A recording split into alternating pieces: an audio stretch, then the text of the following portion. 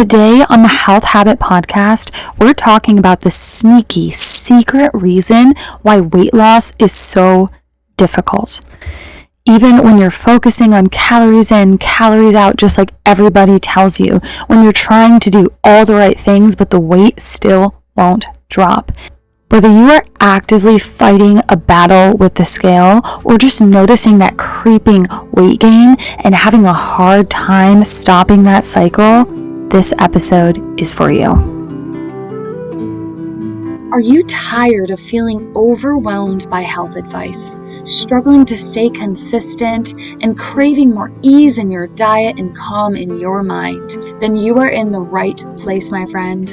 Welcome to the Health Habit Podcast. I'm Maria, a nature-loving herbalist, science-obsessed nutrition therapy practitioner, and your guide to holistic healing.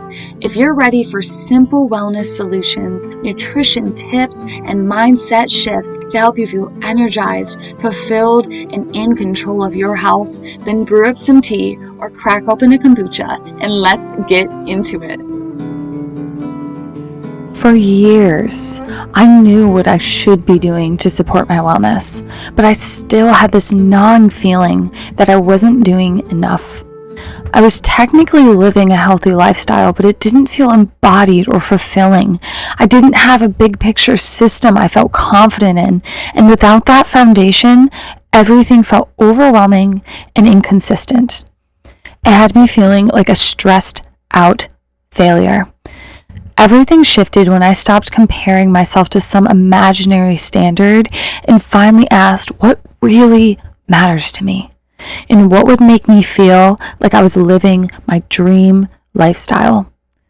The clarity that came when I let myself start small, right where I was, that allowed me to create sustainable steps that turned into a consistent lifestyle. And that's exactly what I'll be teaching you inside the Wellness Consistency Workshop, a free 1-hour training happening Tuesday, October 28th at 11:30 a.m. Eastern Time. It's free, it's virtual, and yes, there will be a replay. So if you're ready to stop starting over and start building the lifestyle you've always wanted, go save your seat now at thehealthhabit.net/workshop. In episode 24, we talked about hyperpalatability. Hyperpalatability is the reason that unhealthy foods taste so good. Inside that episode, we talked about how hyperpalatable foods are engineered to override our hunger cues, how they rewire our brain towards cravings and adjust our taste bud perception and food preferences, as well as some strategies for how to rein your preferences back towards nutrient-dense whole foods. I highly recommend giving that episode a listen, but the nuts and bolts of it is that these foods have a special combination of sugar, fat, and salt that lights up the brain's reward system. So these foods don't just taste good, they hijack your biology. Today, we are connecting the dots between those foods, your nervous system, weight loss, and the stress hormone cortisol. So this is what happens. When you eat hyperpalatable foods, they create a surge of pleasure signals, dopamine hit in the brain that simply makes you want more. Over time, this feedback loop can lead to food addiction and increased stress on your nervous system. The reason it is so damaging to the nervous system is because eating is naturally a very important task in your day-to-day life. And so the body has developed a very intricate system for digestion, but also for hormone release that regulates your hunger cues, your satisfaction or satiety, and signals for you to stop eating. When you're eating foods that are hyperpalatable and lighting up the dopamine pathways, your body slowly stops listening to those hunger cues or becomes resistant to those satiety hormones. Now you are no longer eating for nourishment and metabolic need, you are eating for pleasure. And this is where emotional eating and eating disorders can really start to come into play, because we're now promoting addictive like eating behaviors, but we're also impairing normal reward processing. This can essentially desensitize us to natural rewards and also make it harder to resist temptation in other areas of our lives. So this is why hyperpalatable foods are so correlated to things like anxiety and depression. And unfortunately, when things like this dysregulate our nervous system, our bodies can get stuck in the more stress side of the nervous system. This is the sympathetic side, or the fight or flight side. And what's happening is your body signals something called the HPA axis. This stands for the hypothalamic pituitary adrenal axis. And this HPA axis releases stress hormones, notably cortisol. And in fact, diets high in processed sugar and fats have been found to increase cortisol more compared to whole food diets. The other thing that is happening here is an increase in inflammation. Now, this can happen at a systemic level throughout the body, but also inflammation within the brain.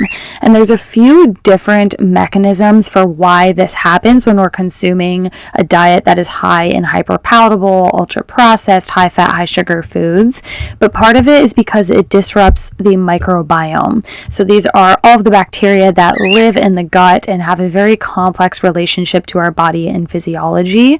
And it also increases the amount of free fatty acids that are circulating in the blood, and that can cause some inflammation issues. Fatty acids are just a broken down form of fat.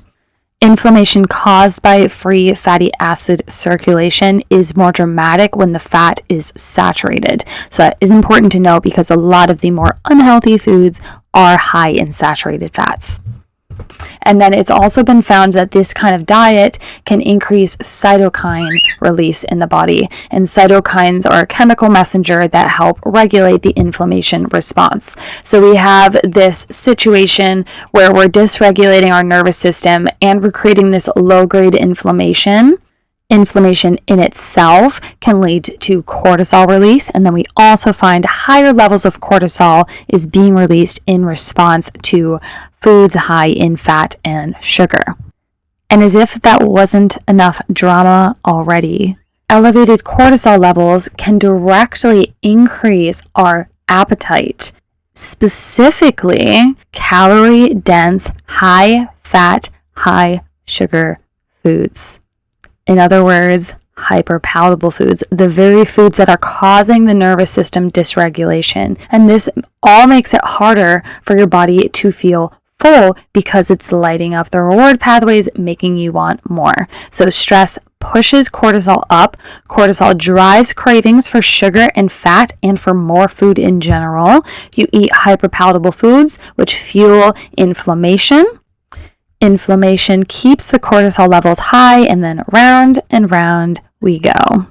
Over time, chronically high cortisol doesn't just impact your appetite, it also impacts your whole body, driving weight gain, especially around the midsection. But fat isn't just a passive storage site. Fat cells can release bioactive molecules. Bioactive just means that it can change things in the body.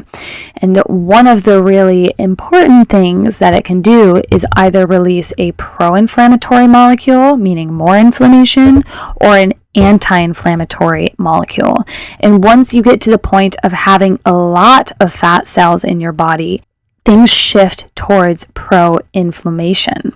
So the fat that you've accumulated because of inflammation, because of high cortisol, because of hyperpalatable foods, because of high fat, high sugar, are then releasing inflammatory molecules that are exacerbating that problem, making it even harder for you to lose weight.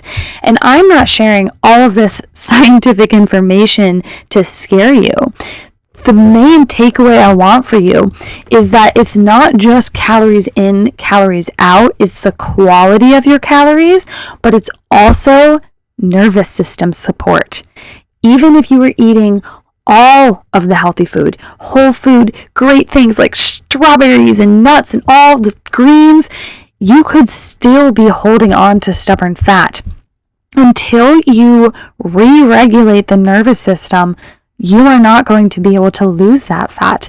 And if you have chronically elevated cortisol for any reason, you also need to prioritize nervous system support. And this isn't something that a lot of providers are talking about. So this episode was a deep dive into why it is so crucial to break free from ultra-processed, hyper-palatable foods. And this is just a reminder of why diet is so important. What you put in your body changes everything from your gut health to the balance within your nervous system. And as a final aside, the nervous system controls everything in your body. So it is so crucial that this message gets out to more people. So if you learned something new, if you felt like this was eye-opening and now you're looking at weight loss and the foods that you are choosing to put in your mouth in a different light, please send this to a friend who you think it will benefit. And if you're interested in learning more about how to support the nervous system, that is one of the 3 foundational things that we are going to be discussing within the Wellness Consistency Workshop. So head over to thehealthhabit.net/workshop and register today. Again, one of the most important things we're covering is the 3 foundational steps to balanced health. And if you are loving all of the learning inside of this podcast, then I can guarantee you will love the Wellness Consistency Workshop. So head over to thehealthhabit.net/workshop, thehealthhabit.net/workshop, and I will see you inside.